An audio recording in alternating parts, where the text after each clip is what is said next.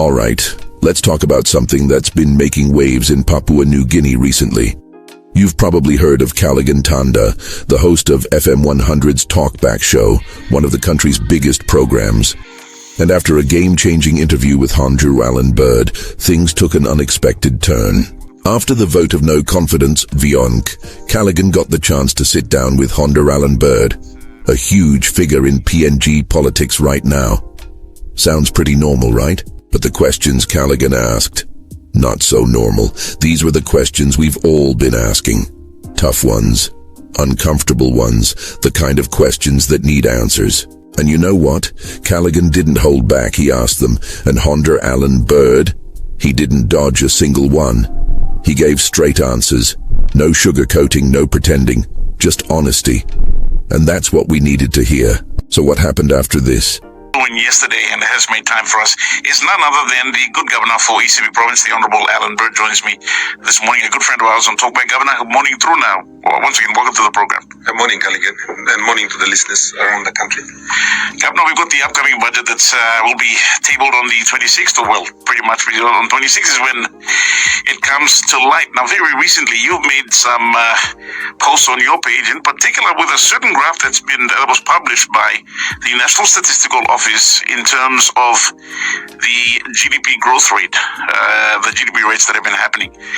Now, from what you've put out, there's been they've talked about the nominal growth rate of GDP of being 110.6 billion kina as of 2023, whilst the real GDP, which pretty much, as you pointed out in your statement, which says about the actual buying power of our people, is actually 69 billion kina. A massive 40 billion kina gap in this case. You brought a copy of that. For people who don't actually realize that, how do we translate that to the everyday Papua New Guinean? What does this graph actually mean? Well, this graph measures the economic performance of the country. That's what it does.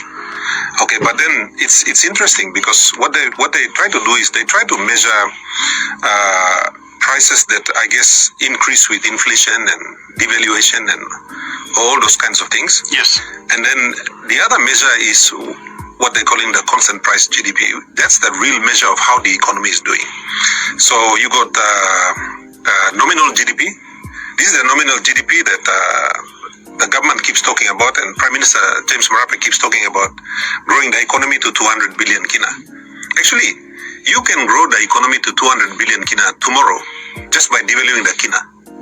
You devalue the kina and suddenly you have a 200 billion kina economy. So inflation and devaluation will actually lead to a bigger number in terms of your nominal GDP. And that's what they've been measuring. But the real GDP, actually, that measures the actual performance, what people are actually feeling. And if you look at the graph that was published by NSO, it shows that it's quite stagnant. Since Somare until now, it's hardly grown. It's just kind of stayed stagnant, maybe small increases over the period. So our people out in the provinces and everybody else, including the city, they're feeling the pinch of this. They're seeing it in the prices. You see, the interview went viral. Seriously, everyone was talking about it. On social media, on the streets, in the news. People were getting the answers they've been waiting for, but then, bam. Out of nowhere, Callighan Tanda gets suspended. Wait, what? Suspended? For what? What did Callighan do wrong here? Did he make up the questions? No. Did he put words in Allan Bird's mouth? No. All he did was ask the tough questions, the real questions. The ones we all want answers to. And Allan Bird answered them, honestly. So why is he being punished? See, here's the thing.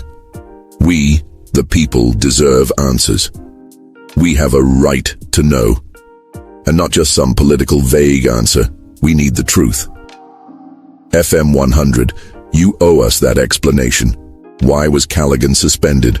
Who made that decision, and why? This isn't just about Callighan. This is about all of us.